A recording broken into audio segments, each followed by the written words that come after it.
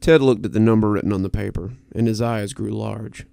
This was way more money than he had made in a year, and this guy was offering it to him for... So, what do you want to pay me for, exactly? The man in the black suit stared at him hollowly from behind his mirrored sunglasses. He sat nonchalantly across the table in the small coffee shop that Ted had written in for the last 4 years. Ted liked the ambience here, and many of the local writers seemed to think it was a great place to read as well. Ted could see many others around him, plinking away on their MacBooks or off-the-shelf Walmart laptops as they wrote the next great American novel or the next hit screenplay. The longer the man sat there, the more Ted wished he had approached one of them instead. "It's very straightforward," the man said, his voice in cadence reminding Ted of Agent Smith in the Matrix movies. "We want to pay you for your talent. You come to our office, let us see your talent, and we pay you for it. Sounds like something you might be interested in?" Then he smiled, his lips sliding away from his perfectly artificial teeth, and Ted cringed all over. It was like a dog who'd been taught to smile, unsettling and a little alarming. But it was a lot of money. "Let me think about it," Ted hedged, and the smile slid mechanically from the man's face. He produced a business card, rising suddenly and holding it out. "Let us know if you change your mind. The offer's valid whenever you're ready." He left then, making his way for the door like a shark hunting for its next meal. Ted looked at the card and wrinkled his eyebrows. It was a plain white business card, nothing fancy, with the words "Libris Talent," because your talent should never go to waste. Ted looked at it for a while as his laptop screen went into sleep mode, darkening and allowing him to see himself as he sat in contemplation. How very curious. Ted had been writing in some form or another for his whole life. When he was a kid, he drew pictures and created games for his friends to play. Ted's pictures, his mother swore, always told a story, and his games were never the haphazard mess that his friends often concocted. People who weren't even part of Ted's friend circle often came to join their games, and they were both fun and engaging in a way that was hard for a child to explain. His teachers praised his creativity and expected that he would do great things one day. As Ted grew, so grew his stories. By the time he was in middle school, Ted's work with fantasy was often entered into writing contests and local student work projects. His playground games had evolved into role-playing games, and when Ted was 12, he discovered the fantasy world of Dungeons & Dragons. He began a lifelong love affair with the game, and he took to the role of game master quickly. Ted's campaigns were immersive, his characters engaging, and his adventures never fell victim to the problems his friends usually encountered. Ted wrote well, and again, the adults in his life often praised him, expecting great things from him in the future. It had been a no-brainer for Ted to start studying writing after high school. He had soared through what is normally a very trying time for teens by channeling his churning emotions into his medium. Ted had gotten more than one scholarship for writing, and as college loomed, he put all of his efforts into his work. Ted spent the next 4 years working on a BA in English and Literature, and in the end, he felt he had the expected tools to begin plying his craft professionally. Now, however, Ted was trying to figure out how to turn his talent into a paycheck so he could pay his bills. Magazines liked his work, but wanted a writer with more experience. There were people online who would pay for his stories, but not enough to live off. Agents were interested, but they didn't want to take a chance on someone so young. Ted's writing was always well received, but there was always the ever-present "but" hanging at the end of all those praises. A few interested publishers had approached him, but it was always the sort that buried the line of price amidst all the talk. Ted was 26, 4 years out of college, self-published, untried, and no one was willing to take a chance on him. No one except Libris Talent, that was. Ted Googled them, of course. He had been burned too many times before and wanted to see what he was in store for if he decided to take their offer. Their website was professional, but ultimately soulless. Their credentials were numerous, but were presented without any real pride. This soulless corporation wanted another book for their accolades, another pet writer for their trophy case. If Ted signed on with them, he would be just another soulless shill who writes for nothing but a paycheck. Ted's phone buzzed. He looked down and sighed as he saw a message from the power company. His check had bounced again, and they were going to shut his power off at the end of the month if he didn't come up with some kind of money. That likely meant that Mr. Capish, his boss at the gas station, had given them bad checks again. He would never admit it, and this likely meant that Ted wouldn't get paid until the end of the month. He looked at the card. Or maybe he'd be able to keep the lights on after all. Ted nervously checked his phone to make sure he had the right address.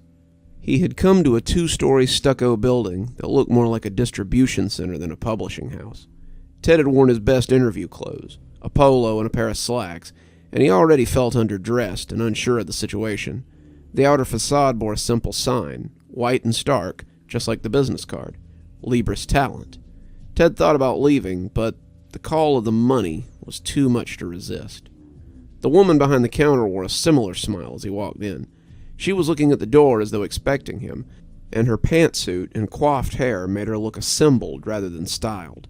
Ted was taken aback by her smiling regard, and he almost left again. The waiting area was as stark as the outer facade, and the receptionist's regard made him feel like he had been marked. Had she been staring at that door the whole time, just waiting for someone to come in?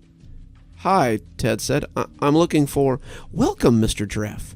Mr. Sereph is waiting for you in the back. Please go right ahead." She pointed to a door to the left of the waiting room, and Todd walked hesitantly toward it, his strange feeling growing with every step. Behind the door was a long hallway of offices, names neatly stenciled on the doors. Mr. Sereph's door was the third in line. Ted knocked, and a voice from the other side invited him in. Mr. Sereph sat behind his desk, the too wide smile stretching his lips painfully. "Mr. Sereph, I'm so glad you decided to accept my generous offer." Ted sat across from the grinning man, feeling like Faust as he met with the devil. "Well, it was too good an offer to pass up, I guess," Ted said. "Why, yes. The money is a fine incentive, isn't it?" Ted shuffled in his seat, not liking the man's regard. "So, how does this work exactly? Do I have to write something for you, or—" Ted blinked as a contract appeared on the desk. Mr. Sereph was leaning over the desk, too, that smiling face of his, a little too close for Ted's liking, and he handed him a heavy silver pen. Had that contract been there the whole time? Ted sat back a little, that too wide smile putting him off as the man leered at him. "What's wrong? I thought you were ready to sign." "I am. I'm just curious about what's involved in this," Ted asked. "Show us your talent, and we pay you for it. Couldn't be simpler." Ted looked at the contract, unsure of whether to sign or not.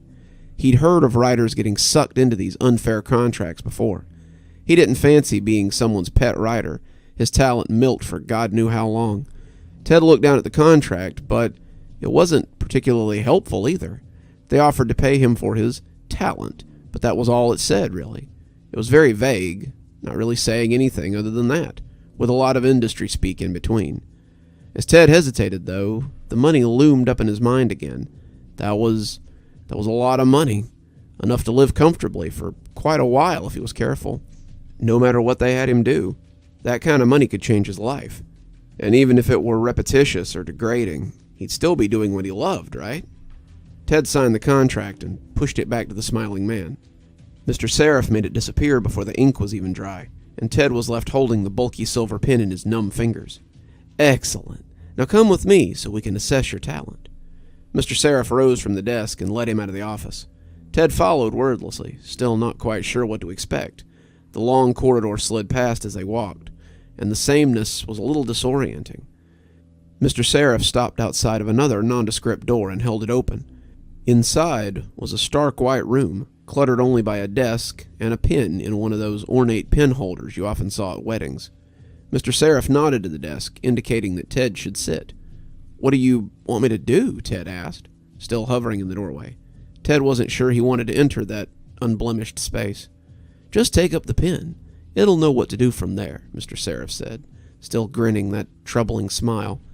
Ted hesitated a moment longer before walking inside, the door slamming like a coffin lid behind him. Ted took a seat. On the desk was a single piece of paper, unblemished, and as he looked at it, he could swear that the surface moved. He didn't want to touch it, but it seemed to beckon him to nonetheless. He reached out for the pen, that instrument of creation, and it felt very right in his hand as he lifted it from the holder. He set the tip against the paper, and again, he thought it moved. What was he meant to do here? What was he meant to write? Show them his talent? How was he meant to... The pen came down on the paper, its tip blotting the surface as though through magnetism. Suddenly, Ted was writing. He was writing words, crafting stories, spilling ideas as the paper drank them down before his eyes. He spilled days, weeks, years' worth of stories onto the paper as he wrote. His hand cramped, his wrist ached, but still the merciless pen took his words. The paper drank greedily, swelling as he worked. Ted's vision swam as he felt his words dragged out of him, sucked from his body, and he felt certain that he must die. The paper swelled as he wrote, becoming sheets, a novel, a towering juggernaut of pages. The room began to fill with pages, pressing against the ceiling and bulging against the walls. Ted was powerless to stop his hands from writing, but soon the pages began to block out the light, and he wrote in a state of darkness. The pages pressed at him from all sides, entombing him in written word, and yet he wrote. When he finally passed out, it was a blessing. Ted woke up in his bed, his arm throbbing, his fingers and hands feeling like rubber. But when he tried to move, he found that they were asleep. He shook at them, thinking that maybe it had just been a weird dream. He had written himself into a literal tomb, and as he looked at his arm, he almost thought he could see blisters on his fingers. He sat down at his computer, looking through his emails for job offers, when he came across a new email from Libris Talent.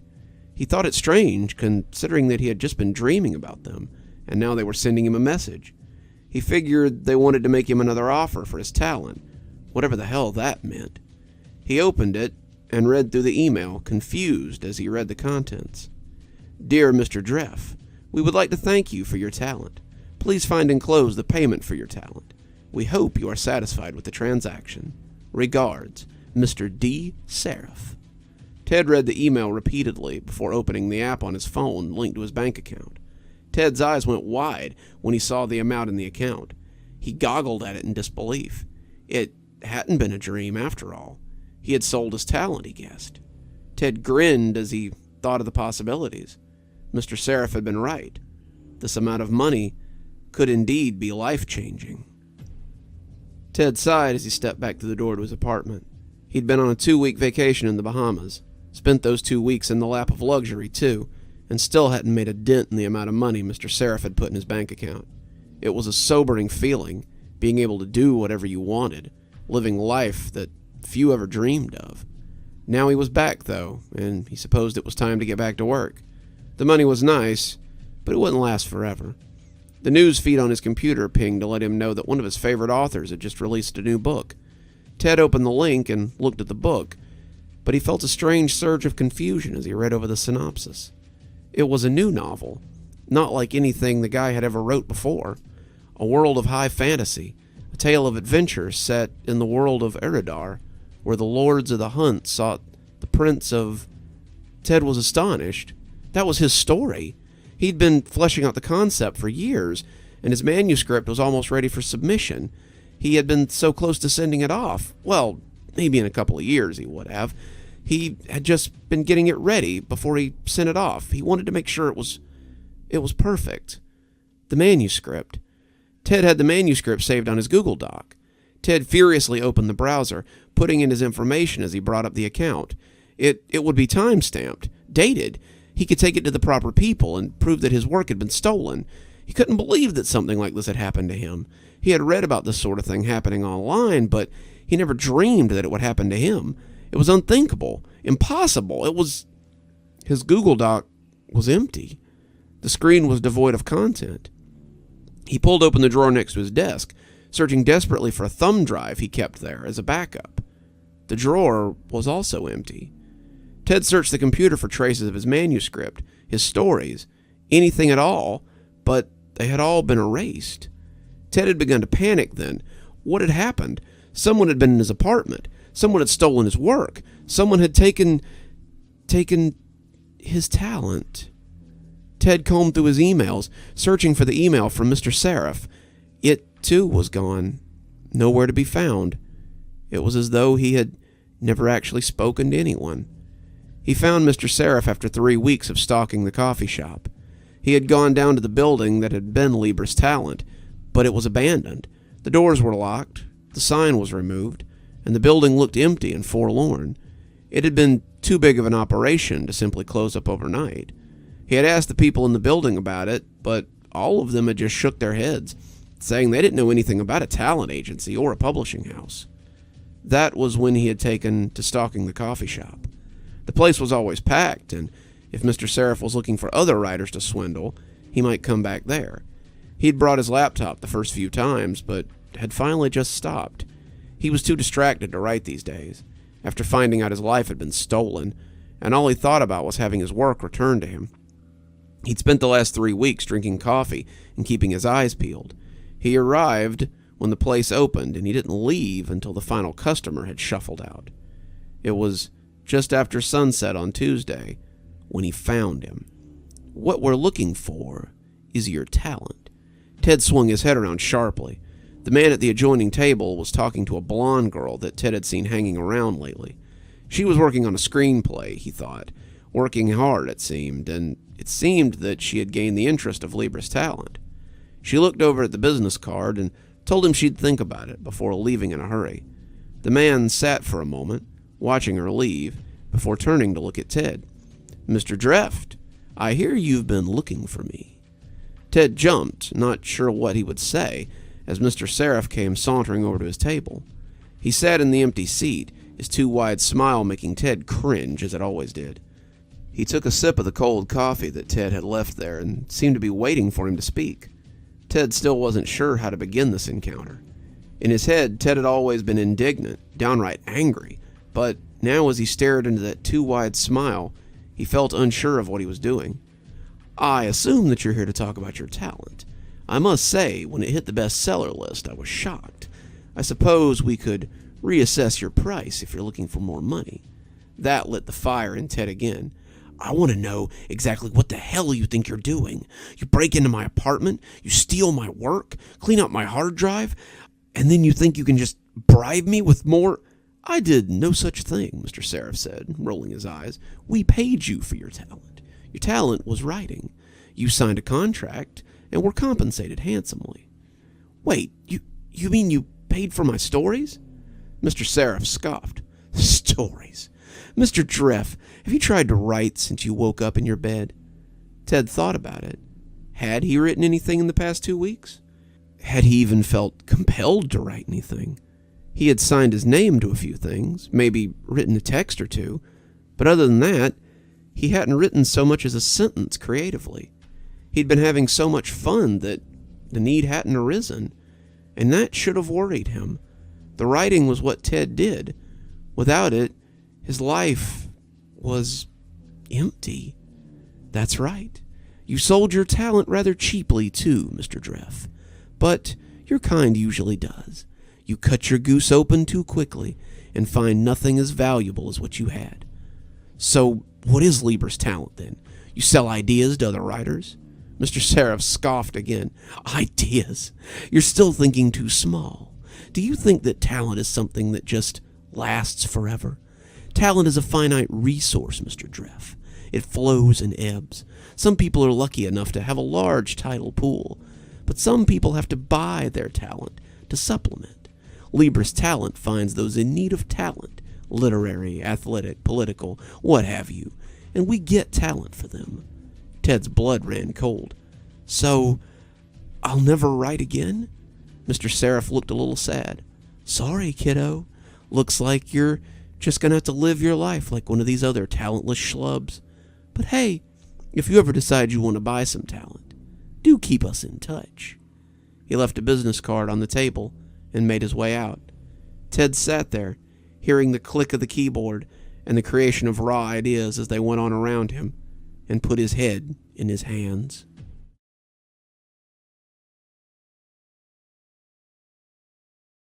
Titus hovered over his laptop as he tried to find the words. He'd been at a standstill for weeks, and he needed to get it finished so he could... What exactly? So he could send it in and receive his latest rejection letter? He'd been writing for years. After he'd been laid off thanks to the pandemic, He'd written twice as much as he usually did. All it ever seemed to net him, though, was rejection. His wife was being patient about it, but as the bills racked up and the money coming in barely fed their family, he could tell that his joblessness was getting to her. Everything would be better if he could just get his hands on some money. If he could just finish this book, he knew it would get his life back on track. The idea had been brewing for years, but it was finally coming together. Forests of Ellenmore would be an earmark in great fantasy stories. There was action, intrigue, forbidden love, warring nations, and a believable magic system. It was so different from the Drek currently on the market. He knew it would be a bestseller, if only he could finish it. The computer chimed, drawing his attention from his passion project. Titus sighed as he glanced at the new email. Probably another late notice, or a message about his account being overdrawn. The sender was unfamiliar, though. A company named Libris Talent had a special offer just for him. Titus started to delete it, but something stopped him. Something nagged at him to open it. Maybe it was a life-changing offer he'd been waiting for. After some internal struggle, he decided to open it, wanting to see what sort of ridiculous offer they had made for him. He thought it was probably a sales pitch for a magazine subscription, knowing his luck, and prepared to be underwhelmed. As Titus read, though, he felt his eyebrows go up. This was a little more than a magazine subscription. Dear Mr. Harrow, we at Libris Talent have been following your recent hardships with great interest. We understand that times are hard just now, and we'd like to reach out a helping hand to struggling writers like yourself. We want to extend the chance to sell your talent to Libris Talent. We pay top dollar for talented individuals, and we would love to add your talent to our company's ever-growing pool. We look forward to your visit. See you soon, Mr. P. Sereph. There was a phone number at the bottom of the email, along with an address for Libris Talent. Titus looked at it for a moment, rereading the email, before closing it and starting his story again. Just as he'd thought, it was some sort of scam company trying to take advantage of people in the current climate. Titus started writing again, erasing more than he kept, but he found himself coming back to that email again and again. What sort of talent were they looking for? Were they offering work? Were they looking to represent him, maybe? The more he thought about it, the more intrigued he became. He could use the money, and if he didn't like what they had to say, he could always refuse. Titus reopened the email, and after Googling the address, he closed his laptop. The sooner he talked to them, the sooner he could get back to work. The address had not led him to a rundown strip mall, as he suspected it would, but to an elegant office building. It was clean, well-maintained, with a large sign over the door declaring it to be Libris Talent.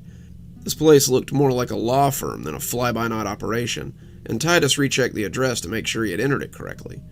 Once he was sure that he had the right place, Titus stepped inside and was welcomed by a deep chime overhead. He was suddenly overcome with a strange sense of vertigo as he entered the lobby and grabbed the doorframe to steady himself. The starkness of the room shocked him at first glance, and the walls had a strange sort of depth to them that seemed bottomless.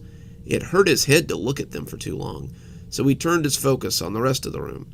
There were no chairs, though, no love seats to mar the illusion, only a reception desk with a smiling woman manning it.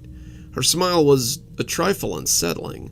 Titus became worried that it might extend all the way back and slice the top of her head off just above the ears. Greetings, Mr. Harrow.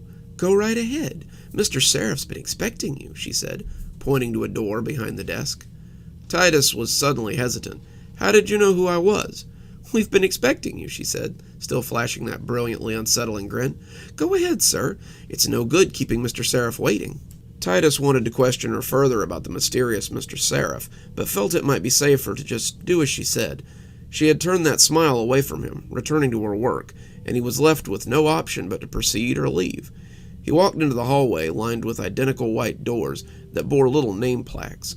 The hallway seemed to go on much farther than the outside of the building would have led him to believe, and Titus wondered if it were some sort of illusion. As he walked, he thought he could hear strange sounds coming from behind some of the doors, but it made him feel uncomfortable to linger outside for too long.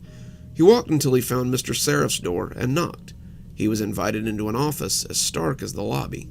Mr. Sereph, it seemed, was a minimalist, and his office contained a desk, 2 chairs, and a black book with a handsome silver pen sitting inside of a holder. It had none of the photos or clutter common to a working man's desk, and Titus found this as odd as the office itself. Mr. Sereph was a well-kept man who looked about 30, his blond hair curtaining his face in a European style, as meticulous as his white suit. When he smiled, Titus suddenly felt the urge to run. His too wide grin reminded Titus of the Cheshire Cat, his too big eyes reminding him of the big bad wolf. Titus was suddenly very afraid of being gobbled up, bones and all. If Mr. Sereph noticed his discomfort, it didn't seem to bother him. "Ah, Mr. Harrow, thank you for coming. Please, have a seat." Titus sat without really meaning to. The man's voice compelled him with its dulcet tones, and it made him forget about his unease for the millisecond it took him to plant his rump. This also put him at eye level with the strange book, and Titus felt his eyes drawn to it as it hunkered on the desk. Titus almost imagined he could see it breathing, watching him, liking him so close, so it might suddenly leap out and, "I trust you found the office easily. It wasn't likely to be what you expected, I'd wager." How did you know that I'd come?" Titus stammered, dragging his eyes off the strange book. "Oh, we've been assessing your talent for quite some time. We feel it could use a more ambitious hand, someone likely to make better use of it. We would like to utilize your talent, as we do with many unambitious individuals. You will be compensated, of course. Times are hard, and a man with no job has to feed his family somehow. What do you say? Do we have a deal?" he purred, putting the bait out like a talented angler. Titus, however, was wary. This smiling man seemed to know all about him, but Titus knew nothing about who he was or what he expected. Who the hell was this guy? He was certain he'd never seen anyone like this before, but somehow he knew all about Titus. How long had he been watching him? Why was he so interested in his talent, as he called it? "How is it that you know so much about me, but I've never seen you before in my life?" "Oh, we know a lot about you, Mr. Harrow. We know you've been out of work for almost a year. We know your wife has become the sole breadwinner for the household and is barely getting by. We know you're in a great amount of debt. We also know that the debt is likely to get deeper without a miracle or untimely access to your life insurance." Titus started to become indignant, but Mr. Sereph put up a hand. "But that is behind you now. With the money we intend to pay you for your considerable talent, you can live the life of a free man once again. Take back what was stolen from you. Clean the slate. A fresh start. What do you say?" Suddenly there was a check in Mr. Sereph's left hand and a pen in his right. Titus could see $20,000 scrawled on the value line and felt his anger disappearing. With that kind of money, he could settle his debts. He could survive until this pandemic was over if he was careful. He could get out from under the funk he'd been squashed beneath for so long. The black book was open between them. When had that happened? It seemed to be waiting, greedily longing for his signature. For his talent. Titus took up the pen shakily, a sweaty hand taking the check and stuffing it into his pocket. He signed his name on the rough top sheet of the book.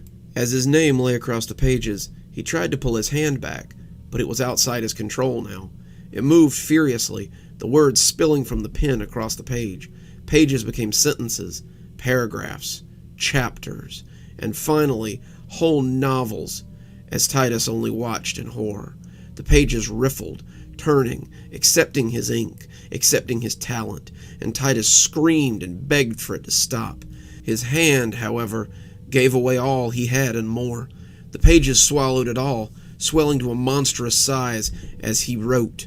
Titus didn't know how much he had in him, and soon the ink began to trickle from the page like an oozing wound. It pooled around him, rising like a tide, and he saw Mr. Sereph's smile disappear beneath the liquid tar before his vision was covered in murk. Even as he descended into blackness, he wrote. He awoke on the couch, breathing heavily, the evening news just finishing up. In entertainment news, it looks like fans of Mark Daniels will have something to celebrate soon. He tweeted today that he's began a new novel, Tribes of Ellenmore. Fans of his talented writing, such as myself, can't wait.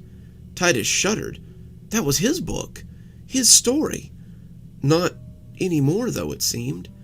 It was gone now. And as he sat on the couch, he tried to remember. He couldn't even think of what it had been about, though. It had been a fantasy story set in somewhere. There had been elves. It was gone, though. It was all gone. Titus remembered the pages upon pages in the black book and wondered if it was the only thing that was gone. He felt something in his pocket and reached in to find the crumpled check, paid to Titus Harrow $20,000. On the memo line, it said, "For your talent." Titus now suspected that this transaction had been more Faustian than he had believed. As the check said, Mr. Sereph had purchased more than a book. He had purchased his talent. He felt tears slide down his face as he came to realize what he had sold. In the end, it might have been less painful to sell his soul than his talent.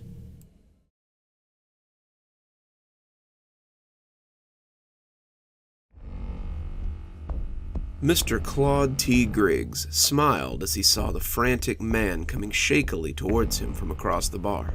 He had expected this.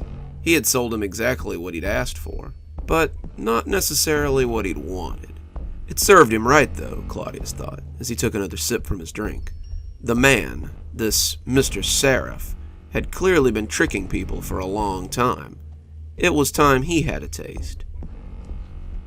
Mr. Sereph slammed his hands down on the table, and the heads that turned quickly looked away again.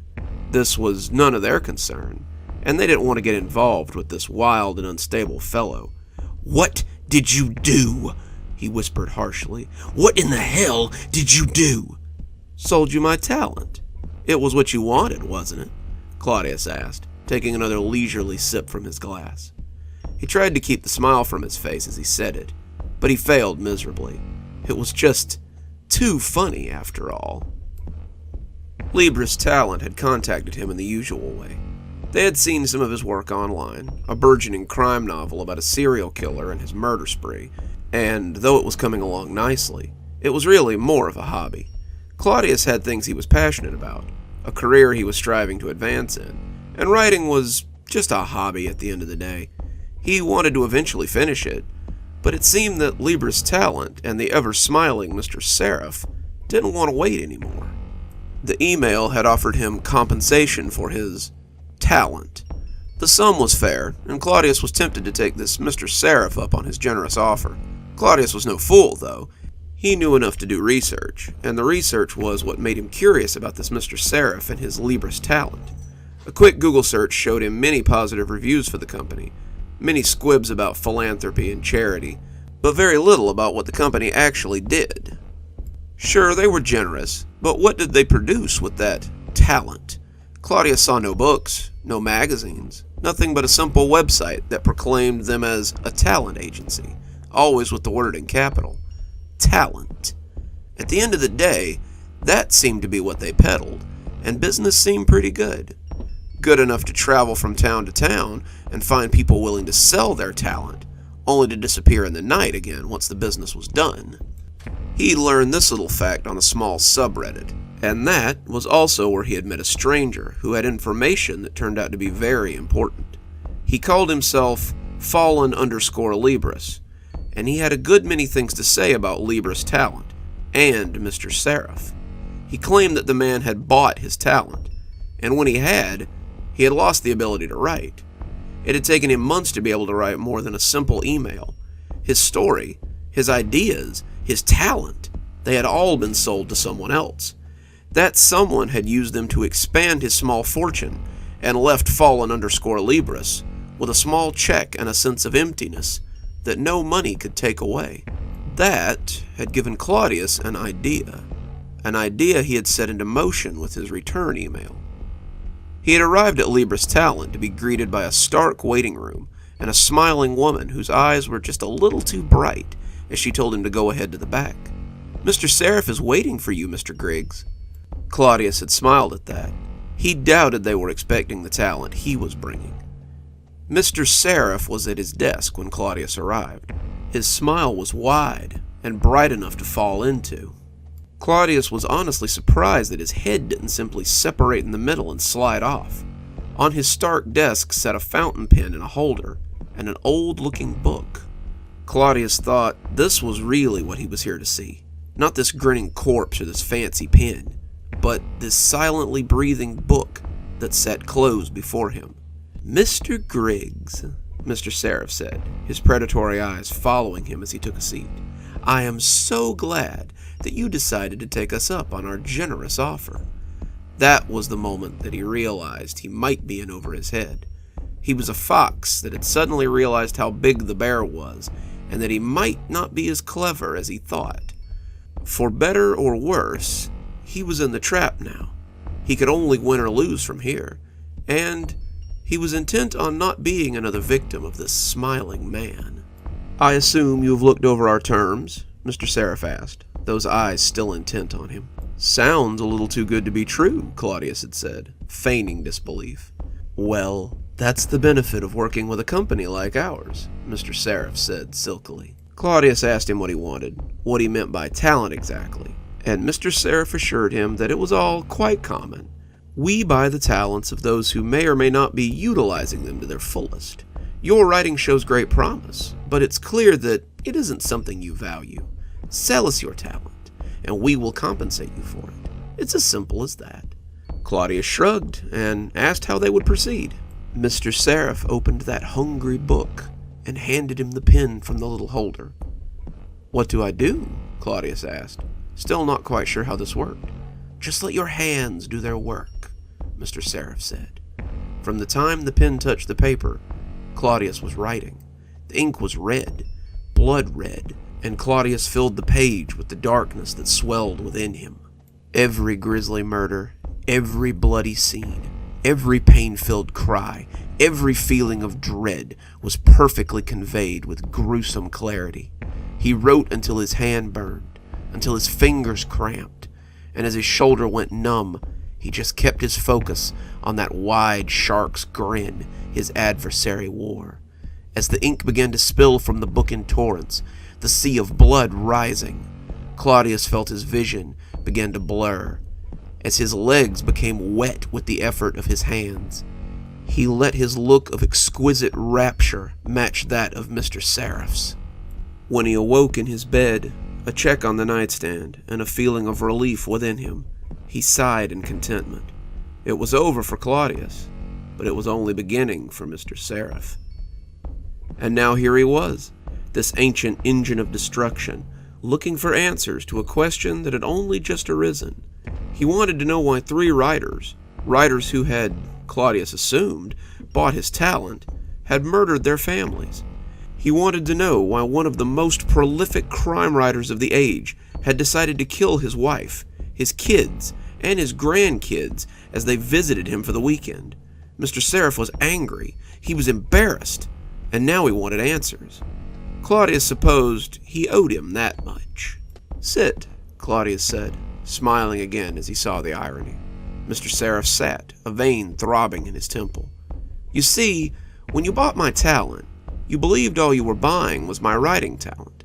My writing talent is okay, but my true talents lay in darker places than you could even have guessed.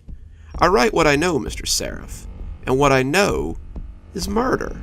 Every one of my crimes is something I had written about in my short stories. Every cut, every gasp, every spray of blood was something I had created." As he spoke, Mr. Sereph's eyes grew wider and more concerned.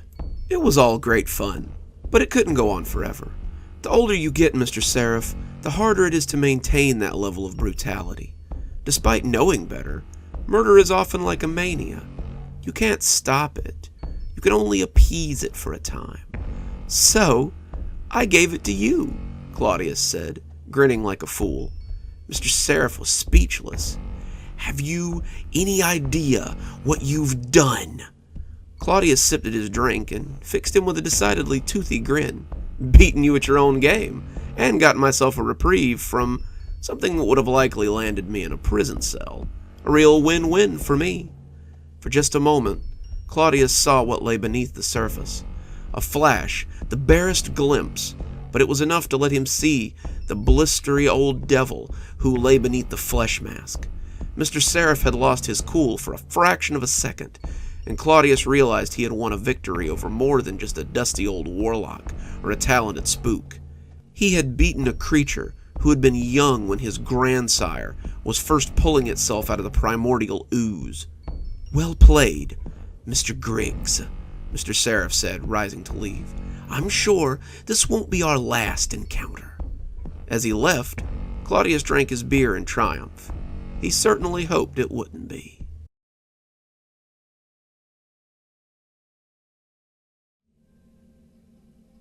Dylan drummed his fingers on the desk as he stared at the blank screen. The Darrow Feuds by Dylan Mandry. He'd been looking at that title for 3 months, and it was starting to grind against his sanity. He needed this book to come together, but he just didn't have the words. The sequel to Darrow Farm had been highly anticipated after the first one had spent 6 weeks on the New York Times bestseller list. It had been a somber tale of pioneers looking for a fresh start, and the strange and frightening neighbors they had found in the woods around Utah's Hellman Valley. People had loved his description of the farmer's daughters, especially Gloria, who had ultimately been tempted by the strange creatures who resided within the forest and decided to leave the safety of her Protestant father and his homestead. They had wanted to know what happened next for the pioneer family, and Dylan's agent had been absolutely feral for his notes on the next part of the series. Dylan had been pretty interested in the notes too, wherever they were. The fact of the matter was, Dylan had begun to come to terms with the idea that he might not have another book in him. It hadn't been so bad at first. The book was successful, selling something like 6,000 copies in the first week. He'd been happy, his publisher had been happy, and his agent had been all smiles when he congratulated him on making the list. This was amazing for a first-time author, but when the book sold another 6,000 copies the week after that, Dylan was taken by surprise. Suddenly his book was being read by book clubs, discussed in literary blogs, and his agent called to tell him that the primetime show Caldermain Tonight wanted to offer him a guest spot on this Friday's show. It's a small segment, no more than 10 minutes, but it's huge for a first-time writer, his agent had assured him. After the interview, he'd gone on to sell something like 50,000 copies, and that's when the networks had taken notice. 4 months ago, he'd signed a contract with Amazon for the first season of Darrow Farm, and cashed a check larger than anything he'd ever seen. Suddenly, he could do no wrong. Suddenly, he was the industry's golden boy, and everybody wanted a word with him. He made the circuit with the show's director, and book sales continued to soar. He was on Caldermain again, plugging the show, when the notion of a sequel had first been pitched, and it had been an utter ruination for him. "So, with the success of your first book, how long before we see a sequel?" Dylan had been unable to answer, gaping like a fish before he tried to formulate something witty that wouldn't sound too unsure. I'm working on the first draft as we speak," he said, flashing the serpent's grin that seemed to be the providence of all successful writers.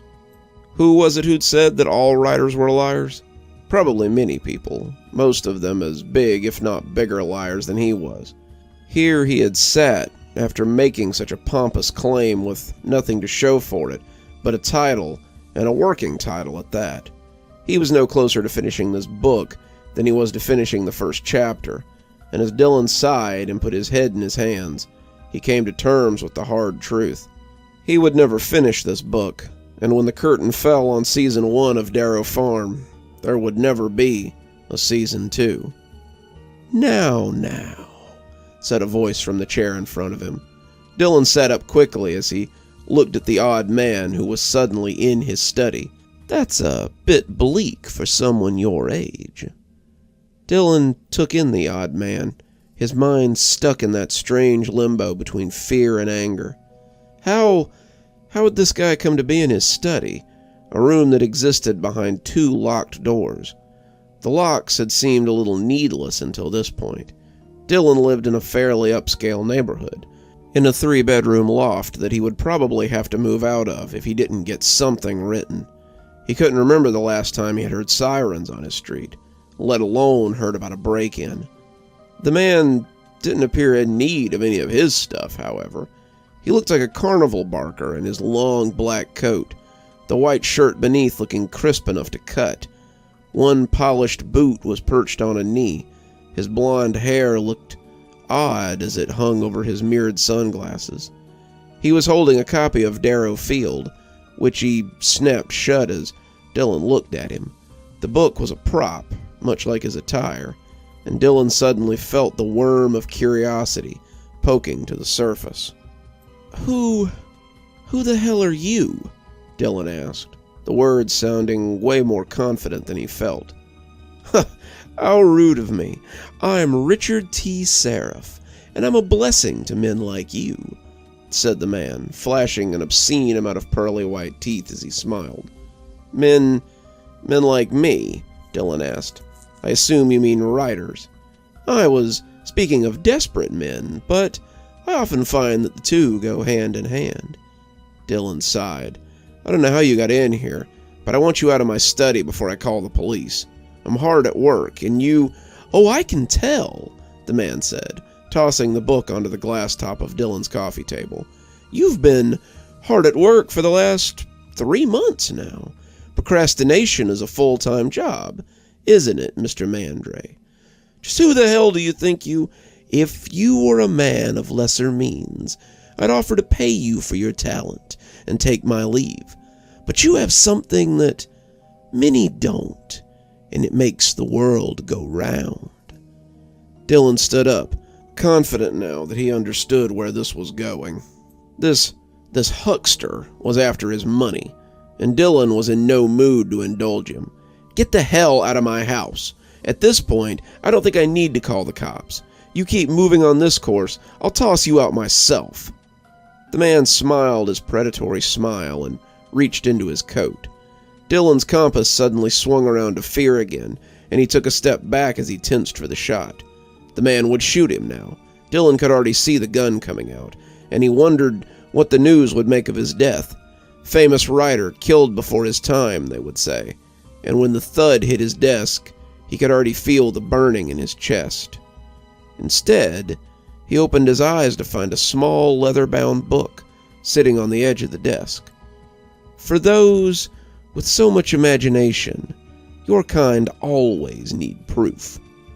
The book wasn't large, no great demonic tome or heavy arcane bit of binding. It was about the size of an average paperback, about 200 pages, but the leather covering it looked ancient. It was cracked, the symbols on the cover broken by jagged rifts, and the spine bore neither name nor legend. As it sat there, Dylan felt like something on the cover was watching him, something that did not love him. What is it?" Dylan asked, the man already crossing to the door.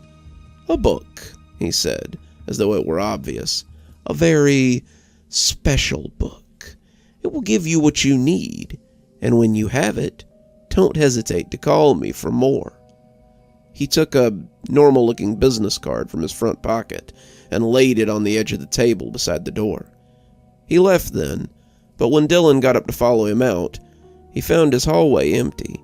He searched the house, but it was occupied by only one slightly ruffled writer and one strange little black book. Dylan checked the door, returning to his work when he was certain that no one was lurking in his home. He sat in front of the computer, but his heart just wasn't in it. His eyes kept straying to that little book, and with every glance, his curiosity grew. It was nothing, just an old book, but his mind refused to believe it. It was a mystery, something new, a Pandora's box just waiting to be opened. He typed a few sentences, but immediately deleted them. He'd been doing that for months, the words sounding lame as they sat like slugs on the page. He floundered in this way for most of the afternoon, the book judging him as he played at work. More than once he started to reach for it, but always thought better. More than once he started to simply push it off the desk, but he felt sure that it would open its pages and there would be teeth waiting to bite him. In the end, he wasted another short time, and as the sun set and the day died, Dylan finally took the book in hand. He couldn't stand it anymore, and when he opened it up, he was suddenly sorry he had given in. The book made a hollow sound as it landed on the ground, but Dylan was suddenly rendered blind. An ice pick had lodged itself between his eyes, and the sudden, blinding revelation made him glad that he'd been sitting.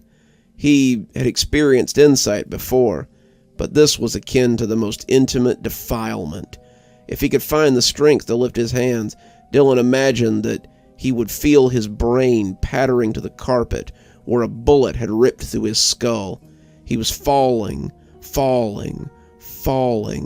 into some bright abyss from which there was no escape. And then, suddenly, it was all gone. He was sitting in his chair, his hands empty, but his mind was full. He wrote the rest of that day and well into the next, and when he emailed his agent the first 10 chapters of what he'd written, his agent's response was one of bemused confusion. "This is not a sequel to Darrow Farms," he said, when he called him 3 hours later.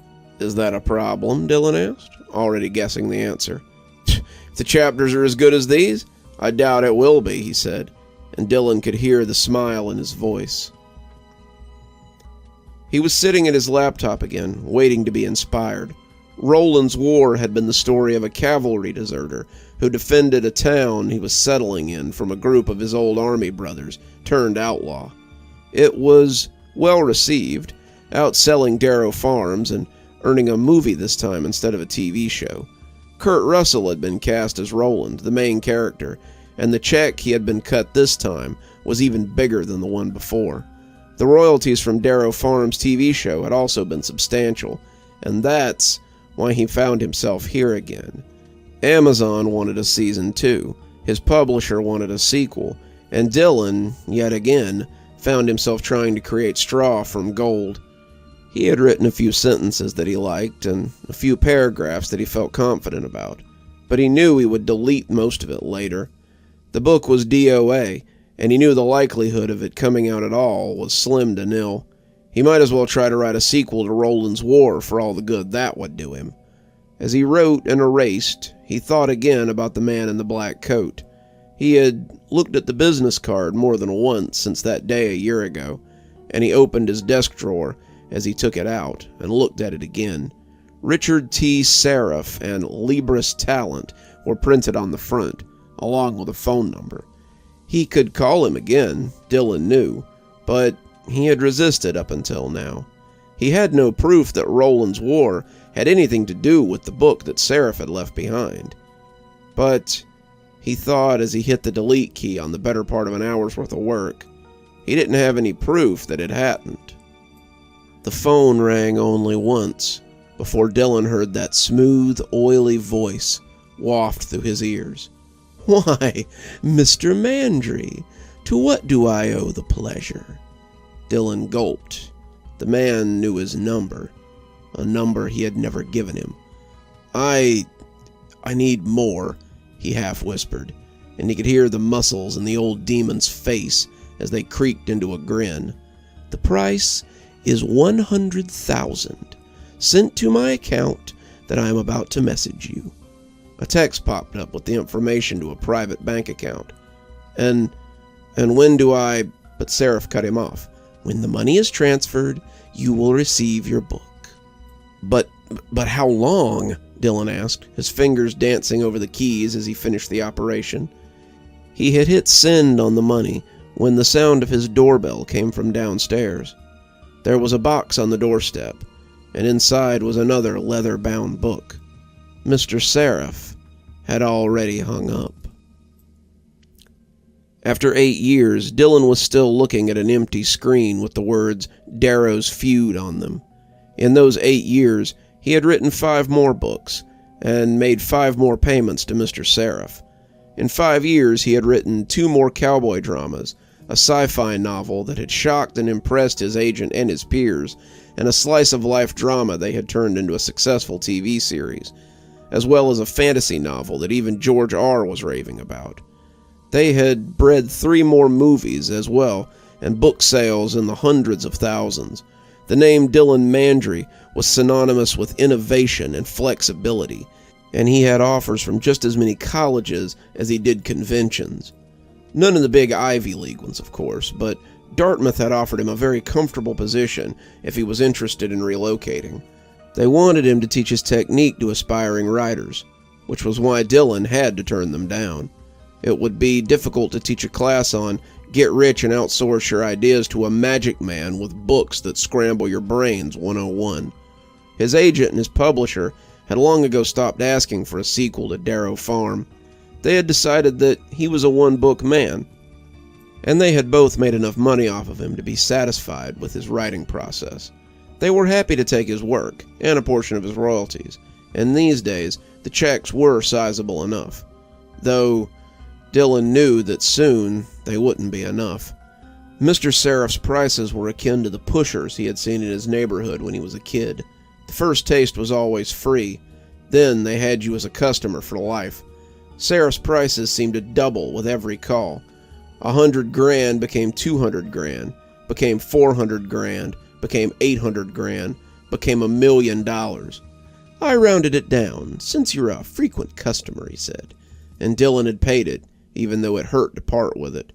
Despite being successful, he wasn't as rich as everyone thought. Giving Sereph several $1 million had hurt, and if the next payment followed suit, he would nearly be broke. The richest beggar in literature. No wonder most of them just drank it all away. He tried to resist the urge to call this time, watching the cursor blink as he tried to make the words come. Had it all been a fluke? Had he really thought that he had another book in him? Had he been so foolish as to think that he could write something that good a second time? No, he thought. The magic was still in there. It was him that was broken. He had gotten so used to taking the easy way out that he'd forgotten how the craft worked. Mr. Sereph was just another pusher, and Dylan was his loyal junkie who just kept coming back for another hit. He stared at the blinking cursor for another 10 minutes, feeling his time ticking away, before finally calling Mr. Sereph. Well, well, well, if it isn't the writer of the decade. I've heard your name bandied about with great expectation lately. Yeah, thanks for all that, but I need help with this next book. You know the price, Mr. Sereph said.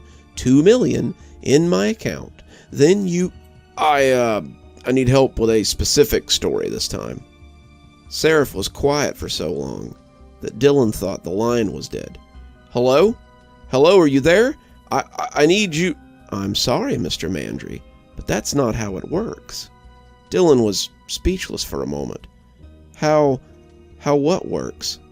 I can limit you to a specific genre if you like. Most of your fame seems to be frontier dramas, but I can't help you with a particular story. It just doesn't work like that. Dylan wanted to get angry. He wanted to rant and rail at this man who had taken so much money from him, but the curiosity that had brought him to writing in the first place made him ask the question that was rolling around inside his head. How does it work? That same muscle-tightening sound, like old ropes on a mast, could be heard as Mr. Sereph flashed his crest-kid smile from the other side of the phone. Do you care? Dylan did, but he said no. Some things were better left unsaid. Mr. Mandry, how do you write across multiple genres like that? Where do you find the inspiration? Dylan hoped they couldn't see him hide his guilty smile as he buried it. Well, I find that inspiration is fickle. Sometimes it gives you a bounty, but not always what you need. I've been hoping to recapture that inspiration soon, but so far, it eludes me. Class was almost over, and he always let the students pick his brain at the end. Dartmouth had been glad to have him, and the move to New Hampshire had been easy. Dylan had been able to pack up all his possessions in a suitcase, the ones he hadn't sold. He had kept 2 suits, some day wear, his laptop, and a few books. He had come to a new city with little more than the clothes on his back. If the 5 years before had been tumultuous, then the 5 that had come after had been turbulent. He still had no sequel to Darrow Farm, but he had published 2 more bestsellers.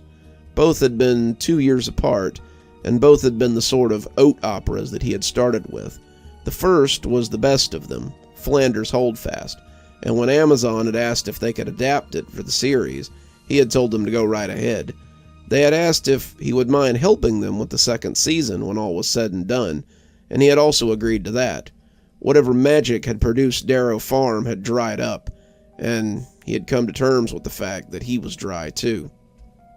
The second had been only 2 years before, and that was when he'd come to terms with the fact that he'd had a problem. Margaret's sachet had sold decently, but it had come nowhere near the cost of it. That had been when Dylan had sold all his things and moved to New Hampshire.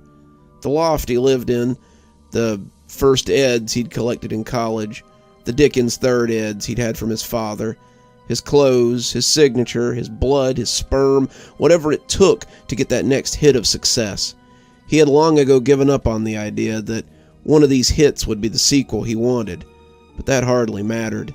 He wanted the high of seeing his name in print, the euphoria of being in the mouths of every important person in his circle, the dizzying feeling as he looked down from his ivory tower at all the little people who wish they could be him. That's why he was working here. He needed the money. He needed it bad. And if he intended to feel that jolt again before he died, he would pay for another hit of that Sweetest Nectar. He realized he'd been staring out the window and pointed to a young man in the front row. He thought his name might be Max, or maybe Philip, but after the numbers on the roster passed 10, Dylan had trouble remembering everyone unless they made an impression. He regretted calling on him when he stood up, that hateful artifact clutched in his hand like a crucifix. He wondered if Dracula had looked at the cross the way that he now looked at copies of Darrow Farm, and as the boy's teeth fixed into a flattered grin, Dylan tried to make his own do likewise. "I just wanted to tell you what this book meant to me when I was a kid. I loved all your books, and I'm not even a sci-fi reader usually, but this one really spoke to me. I know you must hear it all the time, but do you think you'll ever do a sequel to Darrow Farm?" Dylan thought about how to answer the question tactfully, and finally decided on the truth. No, probably not. I've been trying for years, and I just can't make it work. They dispersed then, seeming to understand that this was a good time to make themselves scarce. He reminded them to work on their chapters for peer-proofing tomorrow, and sat heavily in his chair as he thought again about Darrow's feud. It had been 11 years. If he hadn't done it now, he supposed he never would. "Mr. Mandry?" Dylan looked up to see the same kid who'd asked the question, remembering suddenly that his name was Malcolm. Sorry to bother you, sir, but I was wondering if..." He floundered a little, setting the copy of Darrow Farm on Dylan's desk. He wanted an autograph. They always did. The kid had turned to dig in his bag, looking for a pen, Dylan had no doubt. Dylan tried not to sigh as he reached into his desk and took out his own pen, signing the dust jacket as he slid it back to him. He tried to smile, but it was so hard with the proof of his failure sitting right in his face. "There you go, kid. I usually charge $25 for one of those, but your tuition keeps me warm, so this one's on the house."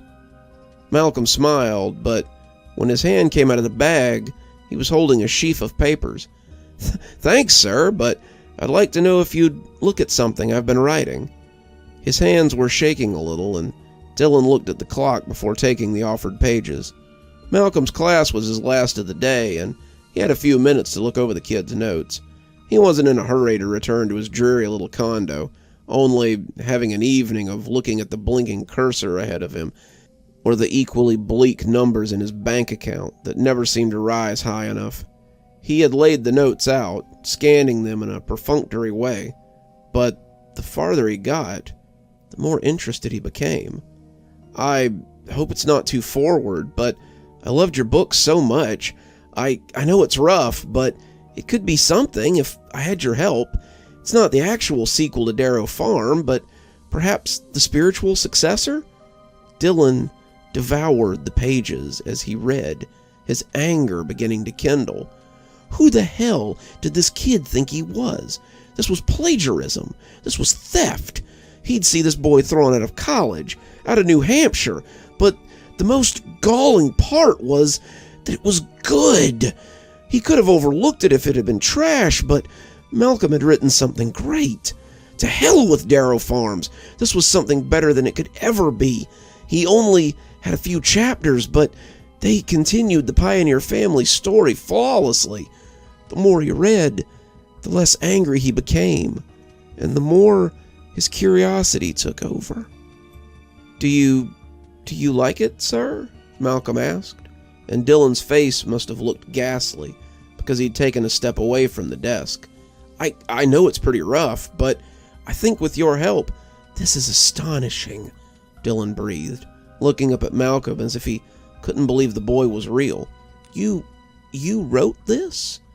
Malcolm's smile was back in force. I did. I wrote it because you inspired me, sir. Do you really like it?"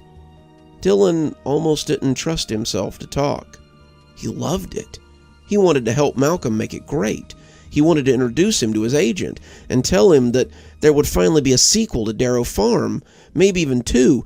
He wanted to smash this boy's head in and take his notes and leave him for dead. He wanted to rip his skull open and eat his brain like some cannibal trying to get at his thoughts.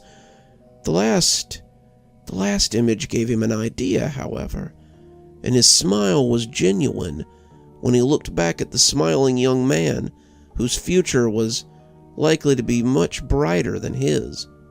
Or might have been. "How would you like to have dinner with me, Malcolm? We'll talk about your book, and then you can come back to my apartment and compare notes. I love what you have here, and I'm excited to get started right away." Malcolm looked as though Christmas had come early. "I'd love to, sir. Wow, you have no idea what a dream come true this is." "Likewise," Dylan said, and as he rose, the two walked and chatted as Dylan made plans just below the surface. "What have you done?" Sereph asked as he stood in Dylan's dingy apartment and looked at the comatose form of his student. Dylan didn't think it took much imagination to see what he'd done. He'd fed the kid, they'd talked about his book, and while he was in the bathroom, Dylan had slipped something extra into his drink. It hadn't been anything too insidious, some sleeping pills his doctor had prescribed him a few years ago. But when Malcolm had started stumbling on the way to the apartment, he had wondered if the dosage had been too high. He had called Mr. Sereph after putting the sleeping kid on the couch, telling him that he had his payment, but he'd need to come and get it this time. "I don't accept cash or checks. You know that. Transfer the money to my account, and you'll want to come get this payment, Mr. Sereph. Trust me." Sereph had seemed eager to see what Dylan had for him, but now he looked mad enough to chew up nails and spit iron. As Dylan's grandfather had often said, "Is this your idea of a joke?" said Mr. Sereph, and suddenly he was in Dylan's face, the eyes behind those mirrored shades the color of piss. "No, far from it," said Dylan, standing his ground. You told me once that with my talent, you would have just paid me for it and been done with me. But I had money, so I could afford what others couldn't." "Get to the point," Mr. Sereph spat, his face still very close to Dylan's, close enough to make him afraid that he would bite him. "I take that to mean that you take these stories from other writers. I want his story. You can keep whatever else he has up there, but I want Darrow Feud. Take the rest. Take him. Take whatever you need, but I need that story." It was Mr. Seraph's turn to look taken aback, but his smile had returned. "Wake him up before whatever you gave him wears off," he said, and he took a familiar-looking book from his coat.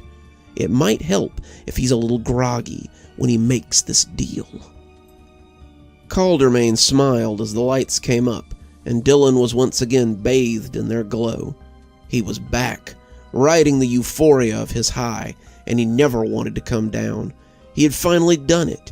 He had conquered his white whale, and as the crowd stopped clapping and the house band quieted, Caldermain turned to fix his regard on him. "I never thought I'd say this, but it's a pleasure to have you on the show again, Mr. Mandry, with your sequel to Darrow Farm." The crowd clapped again, and Dylan gave them a peek at the first cover. It had been the greatest 6 months of his life. He had received Malcolm's story in the usual way, but Mr. Sereph had refused any sort of payment. The book, oozing whatever it was that made up the person's talent, went into his coat, and out came a smaller one, which he handed to Dylan. The boy's talent was substantial. This will help other writers and more than make up for your foolishness. I had never considered doing business like this, but you humans are always so inventive when it comes to the old sins. Please let me know if you stumble across any other tasty morsels in your class. The writing world truly is a tank of sharks, and their hunger is wide and deep.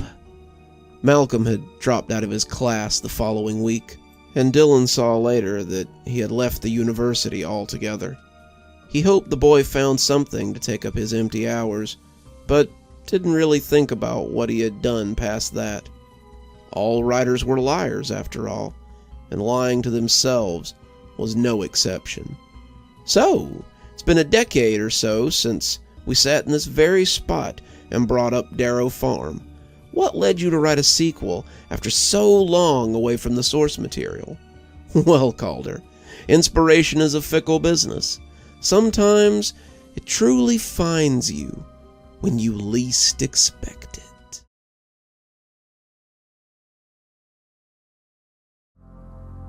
He had set his table up an hour before sunset. His suit was immaculate for someone who lived out of his car, and Lucifer knew it was the key to his operation. A lot of these people who hawked did so in clothes that made them look like bums. Lucifer, however, was a born salesman, and he knew that if he couldn't buy you, then you wouldn't buy from him. Lucifer Marvelous Jones had the unfortunate luck to be the child of Cassie Koppel, a lifetime resident of Forest View Asylum. When the 42-year-old woman had come up pregnant, the questions of patronage had immediately arisen. Cassie said, and stuck with her story for the rest of her life, that Lucifer himself had visited her and begot her with his offspring. She held the death within her that was warned about in Revelations, and she would bring it into this world no matter what they thought. The staff was pretty sure that it had been Charles Danver, an orderly who had recently been fired for inappropriate relations with residents. But when Lucifer had been born, his skin was the color of coal, and it led to more questions than answers. The state took him away not long after they wrestled him from his mother, and thus Lucifer Marvelous Jones entered the system, a system that was kinder to him than most. Lucifer, despite his name and his humble beginnings, was possessed of an infectious smile and an unshakable positivity that others liked. He was adopted at 4 and lived with a middle-class family until his grades and impressive IQ were made note of by a local philanthropist who adopted him again and gave him a peerless education. Lucifer's grades ensured him a place at any college he wanted, and his backers' financial stability ensured that wherever he went, it would be the best. He had a degree in business before 25. The world prepared for him to open his own Fortune 500 company any day now. He surprised them further by taking up politics and philosophy, and his benefactor hoped that maybe he'd go into politics himself.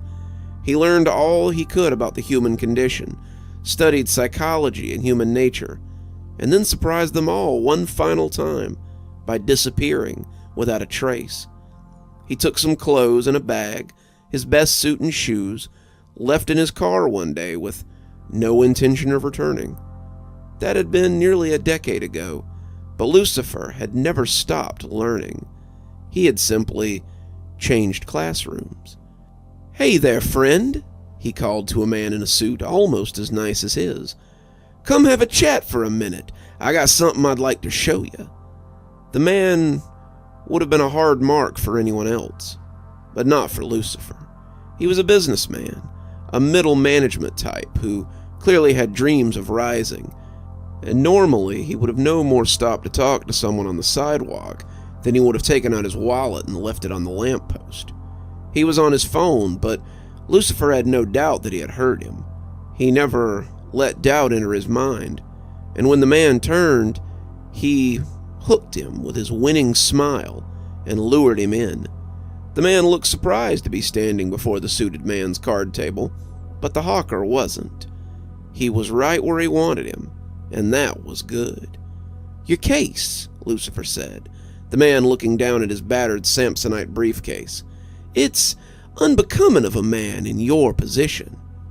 The businessman looked confused. "What's wrong with it?" "Oh, nothing. For someone who doesn't want to rise higher than middle management, that is. But you," he said the last words like he meant to roll in it, "you have big dreams. You can't hold papers for dreams as big as yours in a case like that." Lucifer reached beneath the table and produced something he'd been holding just for this man. It was a gorgeous leather attaché case with golden buckles and a polished brass handle, the kind of case the boss carried so that everyone knew who he was. The man's eyes lit up when he saw it, but Lucifer pulled it back out of reach. "Not before we've talked price, my friend." The man looked at him for a moment like he meant to fight him, but he wouldn't be the first to try. It wouldn't do him any better than it had done the others either. "The price," Lucifer said, his voice dropping a little, "is something small. Give me what you have in your wallet for starters. I know it isn't much, but the second part is the big ask." The man nodded, shakily fishing his wallet out before handing Lucifer the $300 inside. Lucifer produced a gym bag then, placing it on the table gingerly. "Take this bag to 2369 Hammerlock Plaza. Leave it in the lobby and leave without being seen. If you're seen, I'll know and come to get the case back. Do this, and the case will be yours." The man looked enraptured as he took the bag and case, nodding furiously before heading up the sidewalk with a new spring in his step. "That was deftly done," said someone from behind him. "You have a definite talent, my friend." Lucifer didn't jump, didn't tense, but it was the first time in a while that someone had snuck up on him. He turned his head a little as he saw the man in the coal-black suit, his hands on the end of a cane and his rump on the bench where Lucifer had taken the case from. "I should hope so, sir. I've been perfecting my art for years," Lucifer said. "Longer than you might suspect, I think," the man said, but Lucifer didn't let it affect him. He turned back to the crowd, angry that he had almost missed the woman as she came walking past. He'd been planning this for weeks, and he wasn't about to miss his chance. "'Excuse me, ma'am," he said, his smile attached when she turned with a nearly rehearsed swivel. "I believe I have something that you might be looking for." She walked over dreamily, and when he pulled out the porcelain figure from beneath the table, she shuddered in surprise. How did you know?" she said, reaching for it with a shaky hand. He covered it, though, with his big dark one, smiling disarmingly as he set the hook. "I have an eye for precious things, and people who share a love of fine things. All I ask," he said as he produced a letter, "is that you drop this into a mailbox for me. Somewhere near your work should do it, and you can take your prize with you." She snatched the letter, nodding as she took the figurine and walked briskly away. "Did you need something, friend?" Lucifer asked, without looking at the man. "I don't believe I've seen a face as distinct as yours before." The man had a smile that belonged in a funhouse, but Lucifer couldn't deny that he was charming and had a certain magnetism to him. "Oh, it isn't what you can do for me," the man said. "It's more what I can do for you. A man of your talent could—" "Hold that thought," Lucifer said. whistling to a high school girl as she came walking past. Her eyes traveled from her phone for the first time in hours, and she came over to the hawker willingly enough. When he pulled out the bag, the look told him that she would have done all manner of degrading things to have it. Lucifer, however, needed no such act. "Take this letter to the owner of the deli on 3rd and Foreman. Tell him 7 o'clock, and don't be late. Bring the number 3 to the house we discussed. Do this, or this bag will be back in my possession by nightfall. Understand?" She nodded, thanking him again and again before walking away in a hurry. "Now then," Lucifer said, "you were saying." "As I was saying, your talents are of interest to us.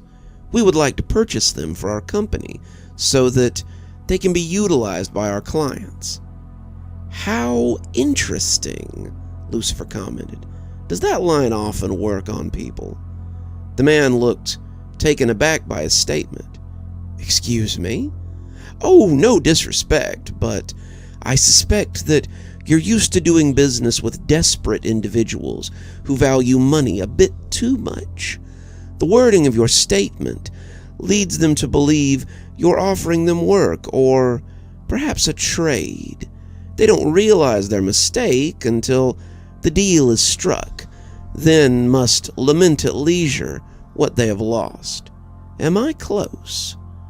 The man wanted to be angry, Lucifer could tell, but there was a level of curiosity to the old devil that intrigued him as much as it intrigued him. "But not you?" he asked, switching his grin for something a little more sardonic.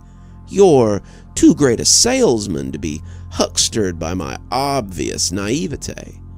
Lucifer laughed. "You are many things, sir, but I don't believe that naive is one of them. No, you're someone whose empire makes mine look like a sandcastle to a king. I admit, I doubt I am as skilled a liar as you are, nor do I have as much experience rooking the sheep as Richard T. Sereph, but I'm no layman, and I can smell a predator when it enters my territory." The man's eyes gave away his surprise at being named, but his smile was no less merry. "Very well met, Lucifer Marvelous Jones. It seems that you have me at a disadvantage, something that doesn't often happen in my line of work." Lucifer steepled his fingers, letting the crowd pass behind him as the real battle of wills happened right here on his busy street corner. This was the single greatest deal of the man's life, and he knew it had the potential to go bad with only a single misstep. Lucifer had made worse deals, however, and was always willing to bet on his abilities. Besides, he'd come prepared for this meeting. "So, let me offer you a counter deal. I will not sell you my talent. It's far too valuable to sell, and I suspect that you don't want to buy it for just anyone either. I suspect that you want to monopolize my talent and use it to further your own endeavors. Am I correct in assuming as much?" Mr. Sereph nodded, looking genuinely impressed with the young man's assessment of him. "Impressive, but I should have suspected nothing less from the shadow broker of East Los Angeles. And yet, you thought that I'd sell my talent like someone looking for a fix," he said, putting his old tone back on with a laugh, showing that he wasn't insulted, but only disappointed. Mr. Sereph shrugged. "I had to try. I haven't come up against one of your kind who is such a match for me in a long time, and are unlikely to for quite some time," Lucifer admonished. "I am, after all, the Antichrist, if you believe my mother." Mr. Seraph's laugh was rich and terrible, and many of the people walking by shuddered, though they knew not why. I can assure you, Mr. Jones, you are not. That one has not yet been born, and hopefully will not be for many generations yet. "In that case," said Mr. Jones, "I propose a trade." Mr. Sereph raised an eyebrow at him. "A trade, you say?" "Never fear, sir. It's a trade that's mutually beneficial for both of us." "I'm all ears," said Mr. Sereph, smiling as he folded his hands in his lap. Here it was, his one chance. Lucifer hoped he was up to the challenge. "I propose that you hire me, and we further each other's objectives." Whatever Mr. Sereph had been expecting, his face showed Lucifer that a job proposition wasn't it. "A job! A job! You want to work for me!" It was Lucifer's turn to smile. "Don't act so surprised. Libris talent is a very lucrative venture, but it's a venture that requires talent. You are one person," he hedged, not wanting to insult him, but not wanting to undersell him either. "And you've been the sole representative of Inquisitions for quite some time. Why not let me help? I do have a knack for talking people into things, as well as convincing them that I can provide them with what they want." Mr. Sereph looked shocked, gobsmacked even, and when he leaned forward, Lucifer thought it might be the first time he'd been taken off guard in a long time. "Well, goodness, I haven't had to do anything like an interview in so long. I don't guess you have a resume I can look over, do you?" Lucifer thought about it for a moment. "I may, actually. Do you recall my transactions this morning?" Mr. Sereph nodded, ticking off items on his finger. "You sold a gaudy briefcase, a tacky figurine, and an overpriced purse." Lucifer smiled, but it was hard to keep the derision off his face. "Correct, though inaccurate and a little insulting. I sold a Lavar Manuel attaché case to a businessman who's hoping to impress his boss. In exchange, he gave me $300 and, more importantly, will drop off a duffel bag in the lobby of a building that holds a certain law firm. The woman traded a rare Hummel figurine for the promise that she will drop a letter in a mailbox for me. The letter contains evidence that the owner of Pax & Sons Law Office has been cheating on his wife with a mistress. Lastly, I traded a Lou Bodwin signature handbag for the promise of a message being delivered to Gino's Italiano. The message will ensure that food is delivered to the law office of Bob Steffens at exactly 7 p.m. That will mean that his door is open when the man I've instructed to go and break his knees goes to fulfill his contract." "Very devilish," Mr. Sereph said, "but what does that have to do with anything?" "The duffel bag contains drugs that will be traced back to the law office in the building. The wife of Jim Pax will ensure that a rift forms between him and his sons, who are his partners. Bob Steffen will have his knees broken and will be unable to recover fully. All of this will ensure that Joseph Treadwell, of Treadwell, Gabe, and Droff, is one of the few practicing attorneys in the area when a certain high-profile case comes up next week. It will also place him in my debt and leave no way to trace any of this back to me." Mr. Sereph looked impressed, but not sold. It was time for the closer. "All this is very impressive, but still doesn't show me why I should hire you." "Of course not," Lucifer said. "You won't understand that until I sell you something you want." Mr. Sereph laughed for true then, and it sounded like fingernails on wind chimes. "Me? You think you have something that will turn my head? I admire your courage, Lucifer Jones, but I don't believe you have anything that will interest me." "We'll see," Lucifer said, leaning down so he could reach beneath the bench where Mr. Sereph sat. From beneath him, he took a box, a simple wooden box, but as he set it in his lap, he knew the old demon could sense something within it. It was something special, the first and only gift his mother had ever given him, except his life. He'd kept it since it had been mailed to him by someone at the adoption agency when he had turned 18. It was his most prized possession, and he knew it was just what he needed. Did you know that the doctor handed my mother something on the day I was born? Something very special. Oh? Mr. Sereph asked, trying for disinterest, but finding it hard to maintain. Yes, it was the only thing she had to remember me by for 17 years before her death. They said that a week before she died, she mailed it to my caseworker, telling me that it was my birthright and my inheritance. It's my most prized possession, and if you agree to hire me, I'll give it to you.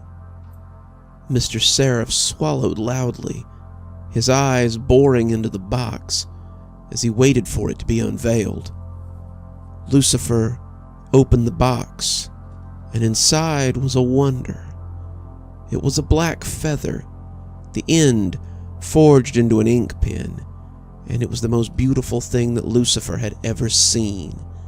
He had sat in bed the night after receiving it and ran the feather over his chin, feeling its texture and hearing the words of the letter in a voice that he had never heard in life.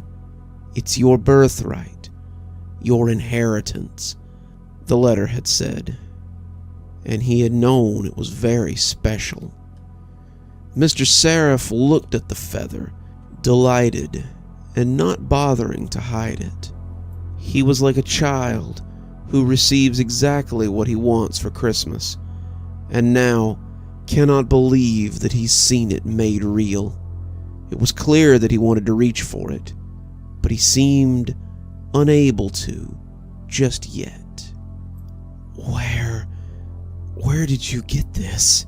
he asked breathlessly. "My mother claimed I was holding it when she delivered me, and she claimed it was proof of my true patronage." When Mr. Sereph tried to reach for it, his long-fingered hands trembling, Lucifer closed the box with a snap. "What do you say?" Lucifer asked, offering him a hand. Mr. Sereph thought about it, clearly not used to being on this end of the deal, before shaking it with a smile and a deep belly laugh. "Welcome to Libra's talent, Lucifer Marvelous Jones. I believe you will fit in very well here."